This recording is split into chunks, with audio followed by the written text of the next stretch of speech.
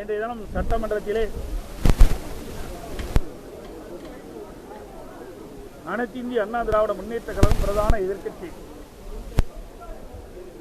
ஆனால் பிரதான எதிர்க்கட்சி பேசுவதற்கு வாய்ப்பு மறுக்கப்பட்டு வேறொரு கட்சி தலைவரை பேசுவதற்கு அழைத்தார்.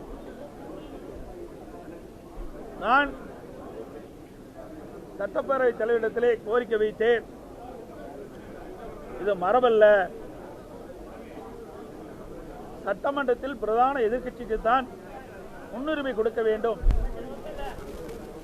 அதை தவிர்த்து பிரதான எதிர்க்கட்சிக்கு அனுமதி கொடுப்பதை மறுத்துவிட்டு மற்றொரு கட்சி தலைவருக்கு முதலிலே வாய்ப்பு கொடுப்பது எந்த விதத்தில் நியாயம்?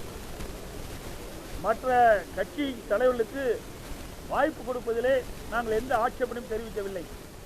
ஆனால் அவையினுடைய மரபு பிரதான எதிர்க்கட்சி ஒரு பிரச்சனையை ஜீரோ அவர்கள் எழுப்புகின்ற பொழுது, நேரமில்லா நேரத்தில் எழுப்புகின்ற பொழுது முதல் வாய்ப்பு பிரதான எதிர்க்கட்சி கொடுக்கப்பட வேண்டும்.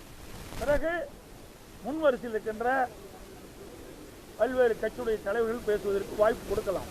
அதில் எந்த மாறுபட்ட கருத்தும் கிடையாது. ஆனால் வேண்டுமென்றே திட்டமிட்டு சட்டப்பேரவை தலைவர் அவர்கள் எதிர்க்கட்சி வைக்கின்ற கோரிக்கையை நிராகரித்து தொடர்ந்து எங்களை பேசுவதற்கு அனுமதி அளிக்காமல்